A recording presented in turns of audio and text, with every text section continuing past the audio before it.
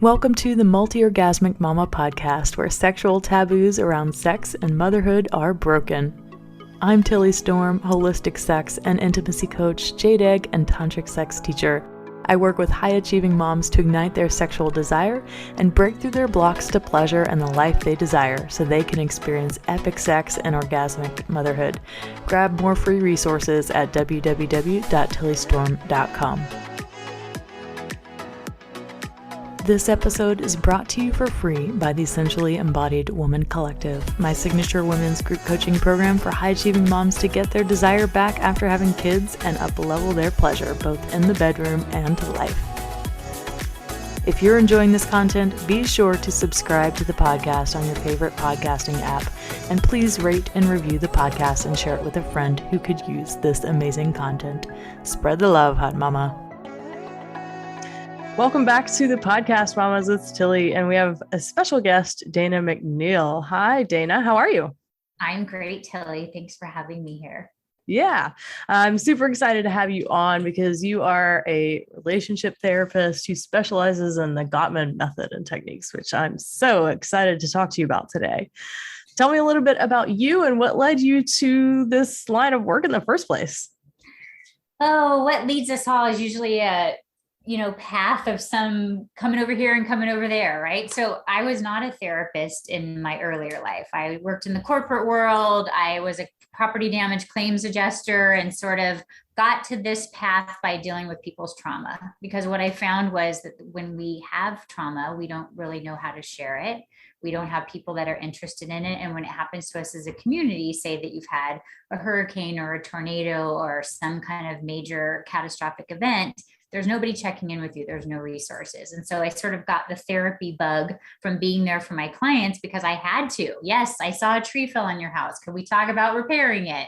Versus, hey, I need to take you in the basement and show you where I hid. And like, here's what was going on. And here's how long it lasts. People really needed to process their trauma. And so simultaneously, as I was deciding to become a therapist, I was also in a relationship like many of us are, and it was a long distance relationship. And so I'm that weird, hey, let's do research on how to make our relationship better before it gets to be a problem. So I started researching, I found the Gottman Method, and I'm like, I'm all in. This makes sense. It's evidence-based. There's 40 years of research. Couples who use these techniques report the relationship is improved by 86%. Let me into this. I want this, right? Matching feelings with science. It was totally my jam. The Gottman Method was something I was introduced to in my training as a sex, love, and relationship coach, but nothing that I ever dove into or sought to, learn that much about because they were already experts in that space. So I would love for you to tell me, all of us, just a little bit more about that particular training and method and why you think it's awesome. So John and Julie Gottman, who are the founders of the theory, 40 years ago, plus 40 years now, we're trying to figure out what is it that makes a successful relationship, right? What are these couples doing where they seem to get along all the time? They're each other's best friend. They're able to talk about things without shutting down and getting defensive and going into what we call in the Gottman world, negative sentiment override, right? Sometimes we get to a place in relationships where it's been such a problem for so long that I just assume that you're going to do something mean to me. I just assume that you're going to push all my buttons.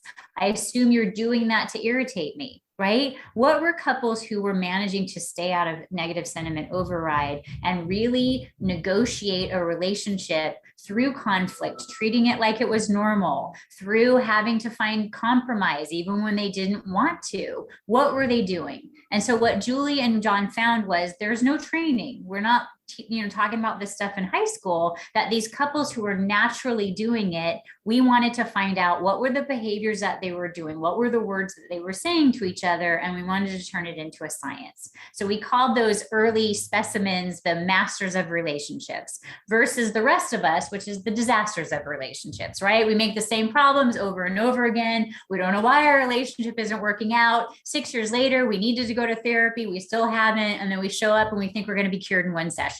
What? Right? And so John and Julie took all of these techniques and then they put them through clinical trials. And what they found is what I said, couples who use these techniques report their relationship was improved significantly. 86% is a big improvement. And so what that gives a breath of fresh air to all of us is, as your therapist, I'm not going to be in your life forever, right? You're going to need to take these set of tools. We have over 50 different tools so that we can learn new ways to talk about things, new ways to approach problems, how to talk about sex, right? How to talk about our values, how to talk about money and chores and all of those parts of our lives, and not make it feel like it's World War III every time we bring it up, so that these are actually getting addressed. And they found that there's these 4 patterns of communication, which John and Julie call the 4 horsemen: defensiveness, criticism, contempt, stonewalling, right? That these are inherent in all of our relationships, but there's things that we can do differently. We just need to know what to do differently. And so that's kind of the basis of the very, simple parts of the Gottman method, but simple aren't easy.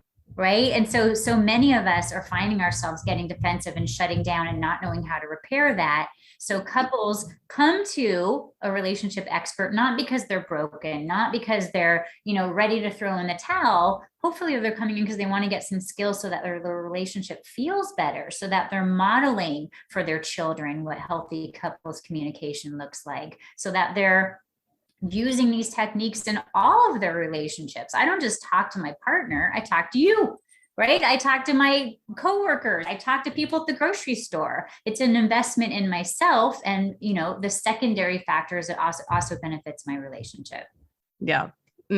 Awesome. Thank you for that wonderful explanation. I could ramble on about it all day. If you can't tell, I drink the Kool-Aid. I am all about being the best communicator I can be. Yeah, no, it's perfect. Okay. Can you share with me, how do you know if something going on in your partnership is more of a relationship issue or a sex issue? How would you know? Well, other than when couples say we're not having sex, can you just help us have better sex and then we don't need to come to therapy anymore? Because that is a thing, right? People come well, there's a problem with our sex life, so we're specifically coming here. No, Dana, we don't need to talk about any of our other issues. We just need to talk about sex. Well, it's not sex per se, it's intimacy, right? If I'm not comfortable asking for my needs, talking to you about what you want, what's important to you, what's not important to you, what do you like, how do you like it, when do you like it? If I'm too embarrassed or overwhelmed to have those conversations and I'm just avoiding them, that's not just a sex issue. That's, we don't have comfort with each other. We don't feel safety with each other. We don't feel like we have influence with each other. That's a couples issue. Yes. Okay, cool. Well, what is one of the common, or not just one, but what are some common problems that you hear people coming to you for, that, it is a sexuality issue, or, I'm just asking because I think some people are like, wait, is this something that we can help people with? Or, is this even solvable? What are some of the things that you work with? Oh gosh, there's an array. A very common one is couples wonder if something's wrong with them because they've been together for a while. Maybe they've been together several years, they have kids now, they have demanding jobs, they have COVID to deal with, they've been in quarantine and nobody's changing out of their yoga pants for 5 months. Why are we not having sex anymore? Why isn't it like it was at the beginning? Why are we not like rabbits with each other and we can't keep our hands off each other? Does that mean we're broken or something's wrong? Or does that mean I should go on and be in a different relationship where I can have that again, right? Yeah. And so kind of educating couples about this idea of a new relationship energy, and that there's, sometimes we can be more in love and infatuated with each other at the beginning because we've got a hormonal process that's happening that's keeping us to have that attachment. It's part of our DNA, right? And that there's a lot of resistance sometimes for couples, that maybe it's not so glamorous and easy when we've been together for a while, and it might take a bit more planning and a bit more thoughtfulness about it. But it's something that we're probably going to have to accept is happening as we've been in the relationship for a while. If it means Friday night is date night, air quotes, right? And we know that that's the night that we plan to do our duty with each other, maybe that doesn't feel romantic, but it's necessary, because if we let too much time go and we're not attending to the needs of our relationship, we can't be surprised when we start to feel disconnected with each other. Yeah. Yeah. Agreed. Okay. Now we're going to go into the down and dirty question of the day. How, okay, Tilly, I'm ready for you. Okay. When there is a relationship or sex issue going on, there, in my experience with couples, there is always one person who is all about working on it, and there is another one that is all about not, or is just super resistant, or it feels like they're dragging their feet to get the other partner to do this. Okay, so what is your experience with that? And is this normal? And if so, how can we strive to improve our relationships and sex lives when we have resistant partners? So I like to reframe it because I'm a therapist. So I try to make it sound more positive. But so they're typically experiencing what we in the Gottman world call a meta emotion disconnect, which is a very fancy scientific word for one of us likes to talk about our feelings. We're comfortable with them. We let them influence us. We live in a space where it's like, my intuition told me to do it, versus a partner that might be more logical, and they want to talk about the black and whites, and they want to, convince me that there's something that makes sense about it and the pros and cons versus your feelings. And very typically couples get into relationships where at the beginning, that feels like a perfect relationship, because it's like, here I am, this kind of structured, rigid person, and this emotional one got me out of my head, and they seem so interesting and fun and carefree. And then we get into the nuts and bolts of a relationship, and that can be a problem because we don't view problems the same way. So that is normal, right? That is something that is that dynamic for many couples. So we have to figure out what is the language that we're going to use to talk to each other, because one person is not more important than the other. One person's approach is not better than the other. They're just different.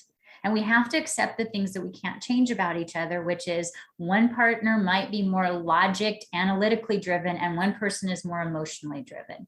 How do we get our needs met, right? How are we going to talk about it so that it doesn't feel like I'm attacking my partner and they're getting defensive, and we're bringing those four horsemen in that don't let us make any progress. They just get us rooted in our problems, and we walk away thinking that conflict is bad, which it's not. It's normal. Right? So the first thing is that partner that's experiencing disappointment or wanting to have more sexual connection, first of all, you have to validate yourself. Just because your partner isn't wanting it as much as you do, or they're not talking about it, or they're not addressing it, or saying that they need it as much as you do, there's nothing wrong with you. And sometimes we minimize our expectations based on what we think our partner will validate for us. Right? So if my partner isn't bringing it up or isn't acting like it's a very big deal, or that they miss it, we might try to lower expectations or tell ourselves that it's not important. That leads to resentment. So by the time we do bring it up, we are usually so frustrated and so resentful that we can't help but attack our partner.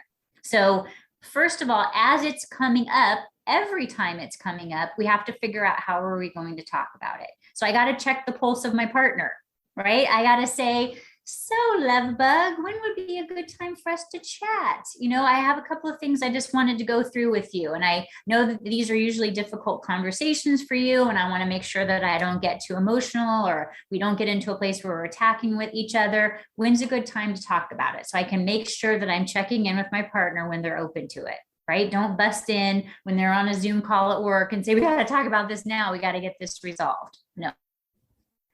I want to do something that in the Gottman world, we call using a gentle startup, which is there's 5 parts to it. Number 1, I'm talking about how I feel. I feel disconnected. I feel lonely. I feel unsatisfied. I feel kind of sex starved. So talk about the behaviors that are happening or words that you've been hearing. So when we are not making it a priority to have sex, when we are not engaging in regularly checking in with each other to see if we're satisfied with the status of our sex life, or that we're doing the same things over and over again, or that we're not giving attention to making sure that I have an orgasm. Whatever that thing is, there's a behavior that you are having a reaction to. It's not that your partner's a bad person. I don't want to attack my partner's character. That's not going to do anything for me, right? The third part is, okay, what do you want me to do about it? Because just because I say I'm unhappy with something isn't really a request of my partner. It's just sort of me venting. I don't like that I'm not having more orgasms with you. Okay. Right? What is it that you would like me to do? Be specific. I would love it if we could spend an hour on the weekend watching videos together, or help buying a vibrator together, whatever that thing is. What are you asking me to consider doing? And you're asking me to consider doing it because anything that I do for my partner is a gift. They are not required to do anything for me by virtue of the fact that we're in a relationship with each other. Give your partner an opportunity to say yes or no. That's something I'm willing to do. No, I'm not willing to do it. Or, hey, here's my compromise, so that they still feel like they have some agency. I also want to let you know why it would mean so much to me if you were willing to do it. Where's my sales technique, right? You're trying to motivate me to do something. Why is it? Because I would feel so satisfied. I would think we had like the best sex life ever. I would like brag to all of my friends. I would take out like a billboard, right? Or I would just feel more connected. I would feel like we're really seen and we're making sure that we stay in love with each other. Because I've seen couples where they drift apart and one of them has an affair, and I'm trying to make sure that we don't ever set ourselves up for that. What does that look like? What are you selling them? And then check in. Is that something you're willing to do? Because then you have a place to go. If they say, yes, Tilly, I am all on board. We are going to Friday nights be our special time. And then next Friday night, it comes and it goes, and you didn't even act like you cared. Then I can be, my favorite phrase for my clients, curious versus furious. So Tilly, I was on the podcast with you and you said you would make sure that this happened next Friday, and it's Saturday and nothing happened. What happened to love? What happened to us? Mm-hmm. Right? How does that feel? Yeah, a lot different than getting upset and angry and furious, for sure. Yeah. Okay. Well, can you recap that? Because so 5 steps, and I can send this to you if you want it, and you can do a link. 5 steps. I feel, name the emotion, right? It could be good too. It doesn't have to be bad. It could be like, I felt fantastic. I felt loved. I felt, appreciated, whatever that thing is, good or bad. Name the behavior or the words that you heard. What I don't want you to do is tell your partner what they thought, what you assume they meant by it, or what you have decided their intentions were. What did I see happen with my own little eyes? Or what words did I hear? If I heard you say, sex isn't important to me, that impacted me. But I want to talk about my impact. So name the emotions, behavior, or words. 3, what would you like to be different? And you need to be specific, listeners of your podcast, because if I just say things like, I want you to make me feel like I'm sexy, I got nowhere to go with that. I got nothing to do but be the bad partner. Because if I say anything other than, yes, okay, and I'm probably going to screw it up. Because what your version of sexy is and what my version of sexy is, we're already not the same people. So tell me what that looks like. You're not belittling yourself. Your partner does not know how to read your mind. You've been with each other a long time, but they may not know exactly what that is that you're looking for. So be specific. You also need to hear yourself ask for your own needs, right? That's empowering yourself. So ask specifically what it is that you would like to have happen. Then do my sales technique. Why would it mean so much to me if they were able to do it? What would that do for you? What do you anticipate it might do for the relationship? And then check in. Is that something you're willing to do? Yes. Beautiful. See, you make it sound so simple. And when in our group program, our Essentially Embodied Woman program, we have some of our clients will ask things like this. And I always tell them the first 3 parts of that, like, state, what do I feel? why do I feel that way? And what do I want? Mm-hmm. And okay, for example, we actually had this come up in our program a couple of weeks ago. One was like, I don't like the way my partner kisses me. Okay. So it's okay. What am I feeling? I'm not feeling very turned on or lit up when we are being sensual together and having, some fun time. And it's not really striking my chord in the way that I want it to, right? Okay. Why am I feeling that way? I'm feeling that way because maybe the way that I like it, I haven't shown you exactly the way that I like it yet. And maybe if I take time to show that to you, it would actually support me in my turn on. I love that, because you're not attacking your partner. You're talking about, maybe I haven't communicated everything I could give you. Lovely. Right. And then the third one is the ask. Can we try me kissing you the way that I would want you to kiss me back? Right. Fantastic. Right. So making the request. And then it's like, when you put it that simply, what are you feeling? Or, why are you feeling it? And what do you want instead? And then I like your sales pitch add-on. That's great. Yeah, because then we're really going to authentically kiss the way that's meaningful to both of us, that we're going to be more open to like talking about these things moving forward, that we're getting rid of barriers of asking for our needs. Like, well, this is just all kinds of good stuff. I'll have a better orgasm, therefore you'll have it, like all the things, right? And then ask your partner if that's something they're willing to do. Because if I just say, hey, I need you to kiss me better and let me show you how I need you to do it. Not going to work. No, because how can I not get defensive? It's human nature. I want you to love me. I want to do a good job for you. I want to stay in your high regard. If I perceive that I've done something that you didn't tell me, I feel embarrassed that I've been screwing it up, and like we haven't created a safe space for you to talk about it before. I must be a failure at the relationship, and I'm off and running in all of my thoughts, and I'm not even present with you anymore. Yeah. Okay. I have another sticky one for you. When you have two people that have gotten to this point where they're actually consciously communicating, because that's what I call it, conscious communication. Maybe you have a different term for it, but I like it. Yeah. Okay. When you have a couple that is communicating effectively, but the one partner still isn't granting the request or the ask, what do you do? Like if you constantly tell your partner, no, this is how I like it this way, because this happens a lot, where we'll have women that are starting to learn what they want and like sexually for the first time in their life. They're being brave and vulnerable and making these asks that they've never asked before. And they feel like broken records sometimes, because they're having to ask and restate the request multiple times before the partner gets it. And sometimes it just seems like they're never getting it. What would you say to that?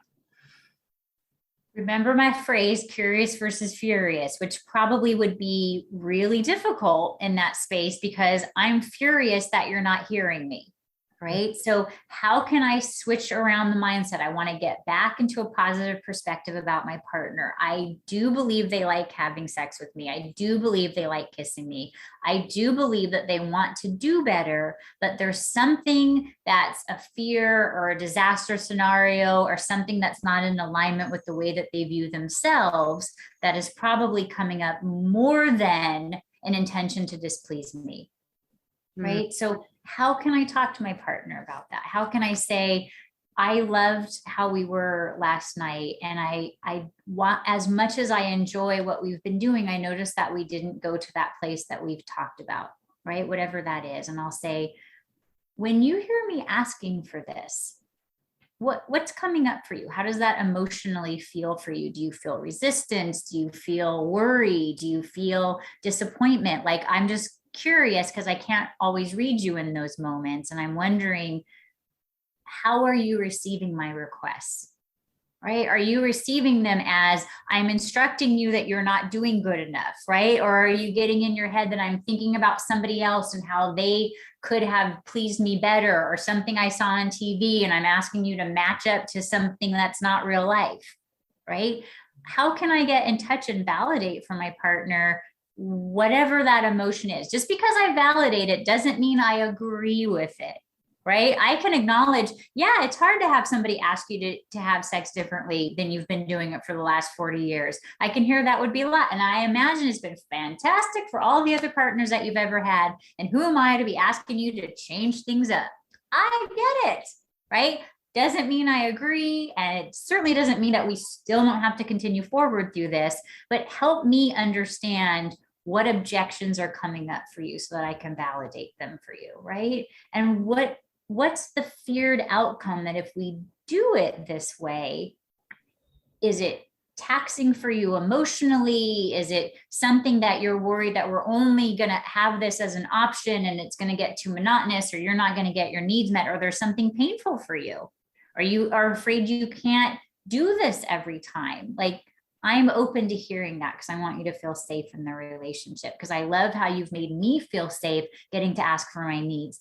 The most I can do is also make sure that you're getting yours met. Damn.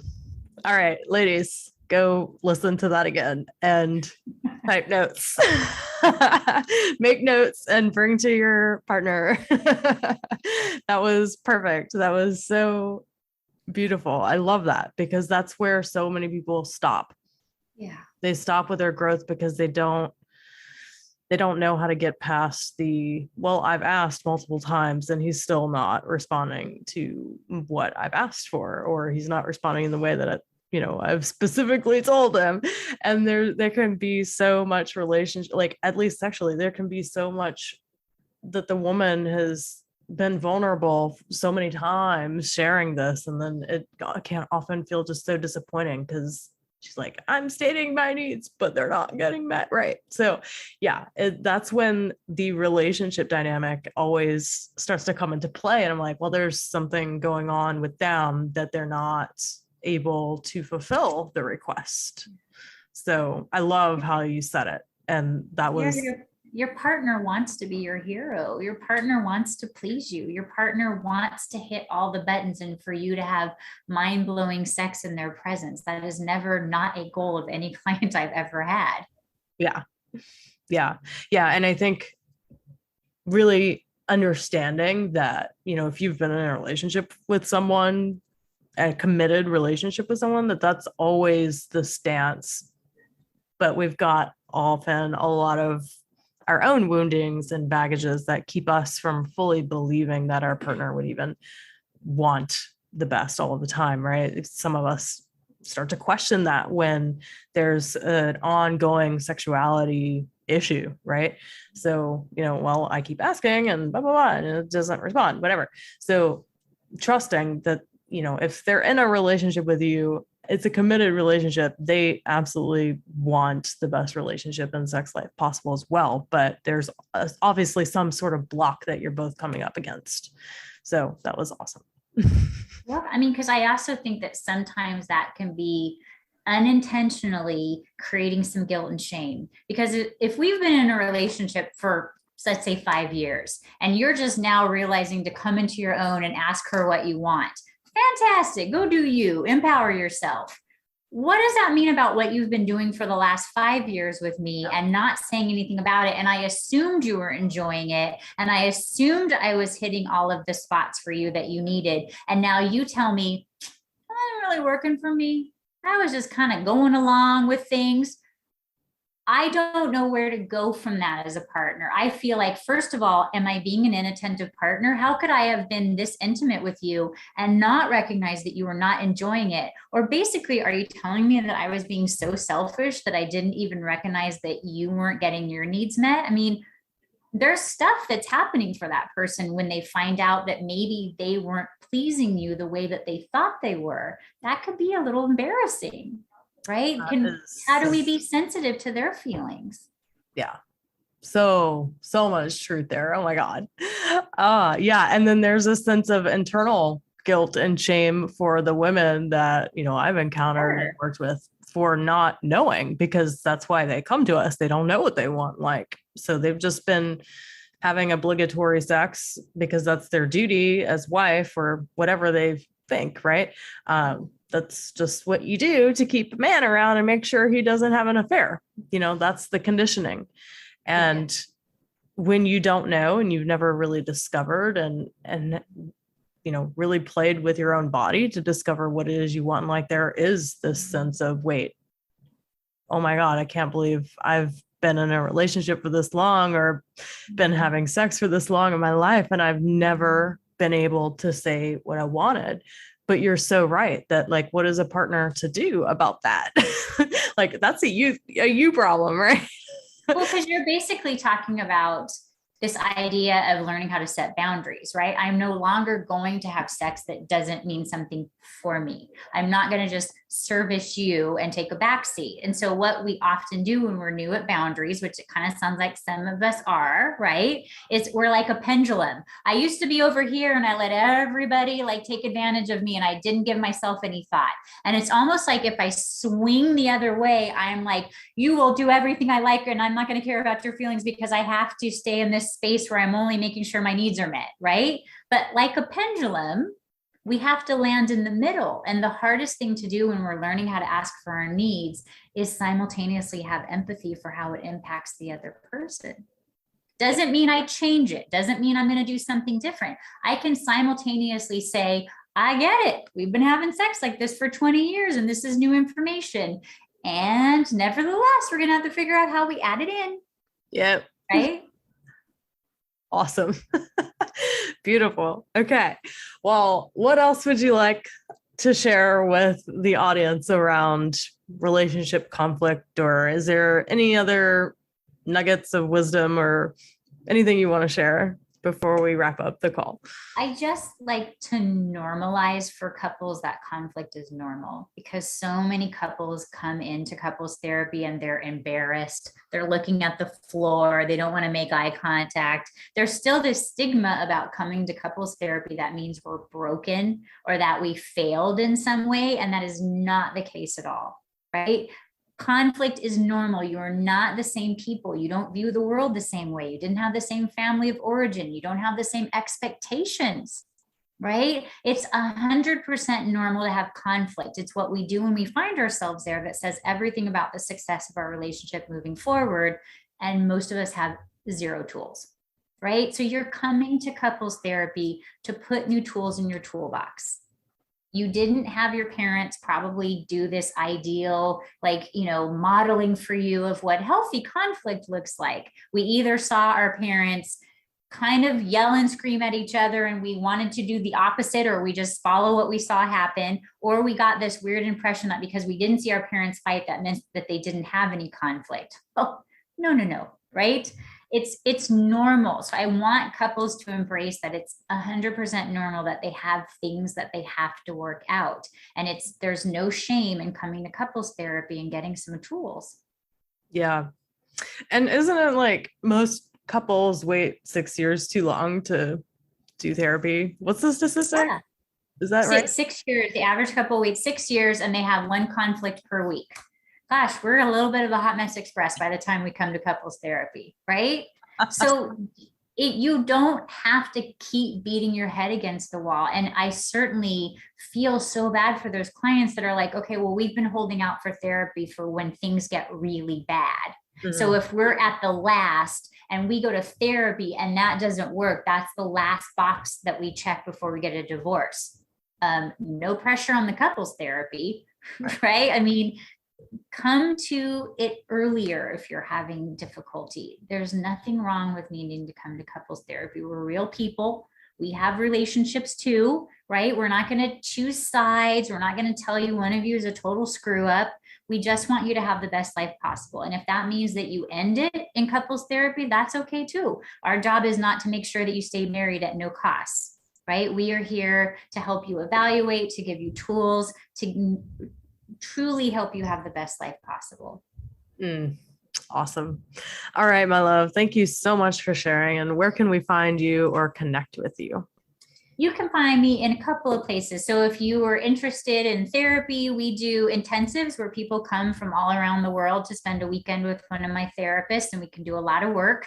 That website is therapygetaway.com. If you're in California and you want to meet with one of my therapists, I have a group practice, and that's SD, short for San Diego, where I'm at, sdrelationshipplace.com. And if you want to connect with me, danamcneil.com.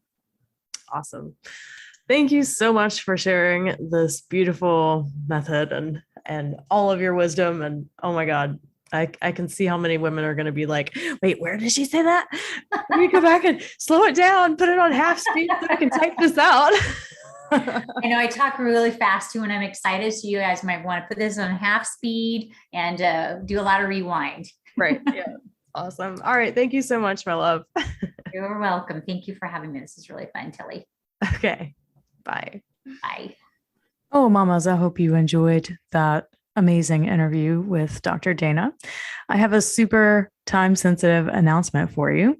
We are starting a sacred sex and relationship initiation couples group coaching program. We are actually combining our Tantra for Lovers program and our relationship coaching program because we've had so much interest in it. I can no longer take one-on-one clients and couples like this anymore. So we are combining the best of both worlds, and we have created a brand new, amazing, divine, sacred sex and relationship initiation couples group coaching program to deepen your intimacy and to spark erotic passion over a lifetime. So if you are a couple who's wanted more intimacy and connection, to ignite your passion again, to learn tantric sex together, strengthen your communication skills, to discover, explore, and play in each other's unique erotic wiring and language, and to get on the freaking same page sexually. Learn new skills and techniques, spice things up, heal old relationship wounds together, then this is the program for you, my loves. We are taking deposits for this program because this is a brand new program. We've had so much interest in the couples work. We are actually taking deposits for a very short amount of time. So the deposits are refundable, considering that you're not a good fit for the program after you talk to me. So what you'll do is you're going to go to www.tillystorm.com/tantra on Sunday, February 27th, 12 p.m. Eastern Standard Time to 6 p.m. Eastern Standard Time. It is the only time that you are going to be able to make a $500 deposit to reserve your spot in this program. We'll be starting this program the week of March 28th, 2022. So we're about a month out from starting. And this is going to fill up. This is absolutely going to be, we're going to have a wait list for this. So you're going to want to get your deposit in ASAP. If you get your deposit in and you were one of the first 5 couples to get your deposit in, then you will start the week of March 28th. If you are past the first 5 to get your deposit in, you will not be starting the program until about 6 weeks later. Putting your $500 deposit down on February 27th at 12 p.m. Eastern Standard Time will also lock you in for a very special early bird pricing rate because this is a brand new program.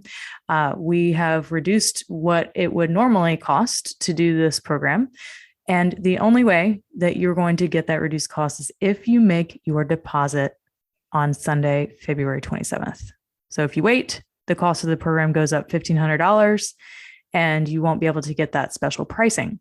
So even if you are not one of the first 5 couples to make your deposit, even if you do make the deposit, you're going to lock yourself into the early bird pricing rate, and you won't be able to start for at least 6 weeks past the March 28th date. So my suggestion is absolutely get the deposit in ASAP because it's going to, number one, lock you into the special price. And number 2, make sure that you can actually get into the program for the March 28th start date or the 6 weeks after that. Spots will fill up. There will not be space after this. If you get on the wait list, you might be waiting 12 weeks. So go ahead, reserve your deposit now.